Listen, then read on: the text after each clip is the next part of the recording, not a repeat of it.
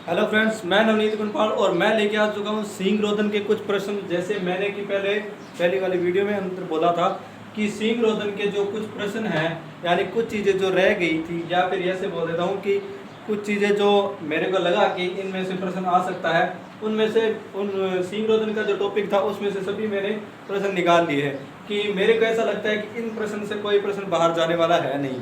तो मैं इनके आंसर लिख देता हूं ताकि आपको कुछ सबसे अच्छे से पता लग सके कि कैसे इनको करना है।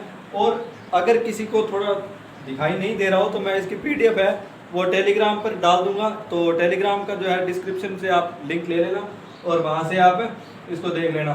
तो सबसे उपयुक्त विधि कौन सी है, अगर दिखाई दे रहा हो तो मैं यहाँ पर आंसर लिख देता हूँ इनके आगे कि सबसे उपयुक्त विधि कौन सी है। तो सबसे उपयुक्त विधि है केमिकल मेथड यानी रासायनिक विधि। केमिकल मेथड है जो केमिकल मेथड यानी रासायनिक विधि है, जो रासायनिक विधि रासायनिक विधि सबसे उपयुक्त विधि मानी गई है और इसे वैज्ञानिक विधि भी कहते हैं। यानी केमिकल मेथड को क्या बोलते हैं? वैज्ञानिक विधि। वैज्ञानिक विधि यानी सींग हटाने की जो विधियां थी जो अपने पढ़ रहे थे उनमें से सबसे उपयुक्त विधि है वो केमिकल मेथड है यानी रासायनिक विधि, और इसे वैज्ञानिक विधि भी बोला गया है। रासायनिक विधि के लिए पशु की आयु होनी चाहिए, यानी पशु की निम्नतम आयु कितनी होनी चाहिए, तो उस आयु के बारे में बात कर लेते हैं। आपने आयु कितनी होनी चाहिए? 1 से 2 सप्ताह के करीब होनी चाहिए। यानी पशु है वो 1 से 2 सप्ताह का होना चाहिए। यानी जब बछड़ा या बच्चिया है वो 1 से 2 सप्ताह की उसकी उम्र होनी चाहिए। और फिर निम्न में से वैज्ञानिक विधि है। वैज्ञानिक विधि का मैंने बताया है केमिकल मेथड, तो यहाँ पर यही हो जाएगा केमिकल मेथड यानी वैज्ञानिक विधि हो जाएगी। आपको जो ऑप्शन के अंदर दिखे तो उसमें से उसके हिसाब से हो जाएगा। बाकी वैज्ञानिक विधि केमिकल मेथड को बोलते हैं, और ऑप्शन के अंदर जो ऑप्शन दिए हों उनमें से आप केमिकल मेथड को चूज कर सकते हैं। छोटे पशुओं में उपयोगी विधि है। छोटे पशुओं में उपयोगी विधि कौन सी हो सकती है?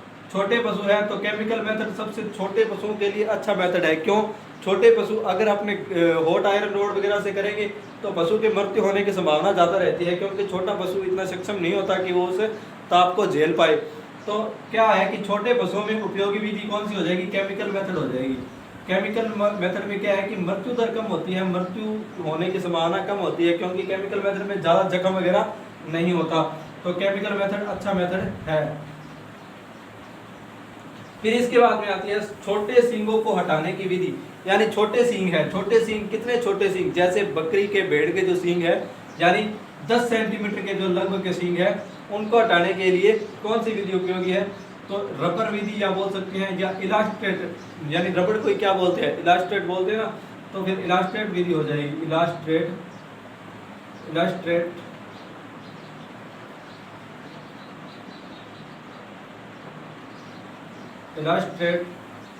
मेथड।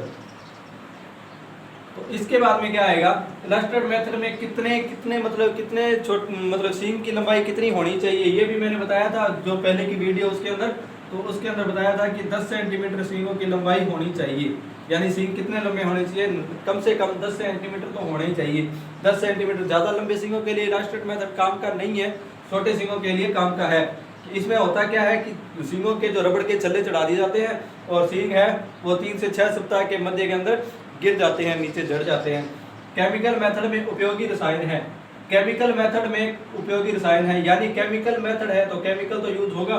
तो यूज कौन सा केमिकल होगा तो उसके बारे में देखेंगे अपने। कास्टिक पोटास, यानी इसे बोलते हैं KOH, यानी कास्टिक पोटास का जो सूत्र है रासायनिक वो क्या है? KOH। और एक और आता है, इन दोनों में से कोई एक दिया हो तो आप चूज कर लेना, बाकी देख लें। सोडियम हाइड्रोक्साइड NaOH, यानी सोडियम हाइड्रोक्साइड। और फिर आता है, ये 2 केमिकल है, इनमें से कोई एक चूज कर लिया जाता है। आप ऑप्शन के हिसाब से चूज कर सकते हैं कि कौन सा ऑप्शन के अंदर दिया गया है। और फिर आता है कौन सी विधि सुरक्षित नहीं है।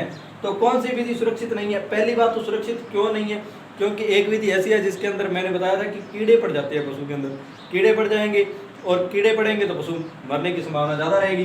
तो होगा क्या कि कौन सी विधि सुरक्षित नहीं है जिस विधि में कीड़े पड़ जाते हैं? और कौन सी विधि थी? हॉट आयरन रोड, यानी गर्म छड़ विधि है, जो hot iron hot iron rod method है जो हॉट आयरन रोड जो मेथड है उसके अंदर क्या होता है कि पशु की मृत्यु दर ज्यादा होती है, पशु के मरने की संभावना ज्यादा रहती है। डी हॉर्नर यंत्र का ताप कितना रखते हैं? डी हॉर्नर यंत्र ये सबसे इम्पोर्टेंट भी है। क्यों इम्पोर्टेंट है? क्योंकि डी हॉर्नर यंत्र ज्यादा यूज किया जाता है और ये अच्छा भी है। और डी हॉर्नर यंत्र का ताप कितना रखते हैं?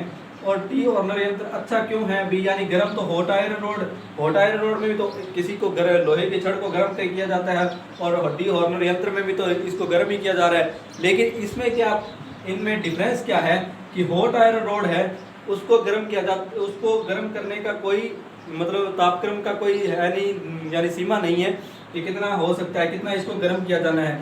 और डी हॉर्न जो यंत्र है उसको 1000 फारेनहाइट पर गर्म किया जाता है, यानी 540 डिग्री सेंटीग्रेड के करीब उसका तापमान होना चाहिए। और फिर इसका एक और है कि हॉट आयरन रोड है, इसका कोई टाइम नहीं है कि कितना टाइम तक सिंक पर रखा जाएगा। और डी हॉर्न जो यंत्र है उसका टाइम फिक्स है, इसीलिए क्या 10 सेकंड के लिए रखा जाता है। ये डी हॉर्नर यंत्र का ताप कितना रखते हैं? तो अपना प्रश्न था ये, और 1000 डिग्री फारेनहाइट, और फारेनहाइट के अंदर नहीं दिया गया हो तो 540 डिग्री सेंटीग्रेड दिया होगा, तो वो आपका सही आंसर हो जाएगा। कीड़े पड़ने का खतरा कौन सी विधि में रहता है? कीड़े पड़ने का खतरा ये मैंने बताया था अभी, हॉट आयरन रोड मेथड है, ये विधि सुरक्षित नहीं है। क्यों सुरक्षित नहीं है? क्योंकि इसके अंदर कीड़े पड़ जाते हैं। कीड़े पड़ने का खतरा रहता है कौन सी विधि के अंदर? हॉट आयरन रोड मेथड है जो गर्म छड़ विधि है, हॉट आयरन रोड मेथड है जो, इसके अंदर क्या है कि कीड़े पड़ने की संभावना ज्यादा रहती है। डी हॉर्नर यंत्र को सींगों की कलिका पर कितने समय तक रखते हैं? तो 10 सेकंड के लिए रखते हैं, 10 सेकंड के लिए 10 सेकंड तक रखते हैं। और रबर बैंड विधि से सींग जड़ने में कितना समय लगता है? रबर बैंड विधि से सींग जड़ने में कितना समय लगता है? तो इसमें हो जाएगा 3 से 6 सप्ताह, यानी अपने मध्य का मान ले तो 1 माह के करीब लग जाएगा, 1 माह से ज्यादा या 1 माह से कम। तो 3 से 6 सप्ताह यानी मिनिमम अपने याद रखने के लिए अपने हो जाएगा कि 3 से 6 सप्ताह का समय मतलब 1 महीना हो गया। और होता कि किसके अंदर है? रबर बैंड विधि है वो बकरियों के अंदर या भेड़ों के अंदर, यानी छोटे सींग वाले जो पशु है उनके अंदर किया जाता है। और इसके अंदर हो गया सबसे उपयुक्त विधि होगी केमिकल मेथड, रासायनिक विधि होगी। और रासायनिक विधि के लिए पशु की आयु 1 से 2 सप्ताह। और केमिकल मेथड के अंदर जो रसायन है वो कौन से यूज किए जाते हैं? कास्टिक पोटास और सोडियम हाइड्रोक्साइड। और निम्न में से वैज्ञानिक विधि केमिकल मेथड हो गया, और छोटे पशुओं में उपयोगी विधि तो रबर बैंड मेथड जो था वो केमिकल मेथड हो गया छोटे पशुओं के अंदर। अगर छोटे पशुओं के अंदर पूछ ले, छोटे पशुओं के अंदर तो कौन सा हो जाएगा? Chemical method. अगर छोटे सींगों का पूछ ले तो आप प्रश्न को थोड़ा ध्यान से करेंगे कि छोटे सींगों का पूछ ले तो इलेक्ट्रिकल मेथड हो जाएगा, 10 सेंटीमीटर सींगों की लंबाई होनी चाहिए। तो और कौन सी विधि सुरक्षित नहीं है? हॉट आयरन रोड और डी हॉर्नर यंत्र को थोड़ा सा ध्यान से पढ़ लेंगे ताकि आपका प्रश्न कोई भी गलत ना हो। धन्यवाद, आज के लिए इतना ही।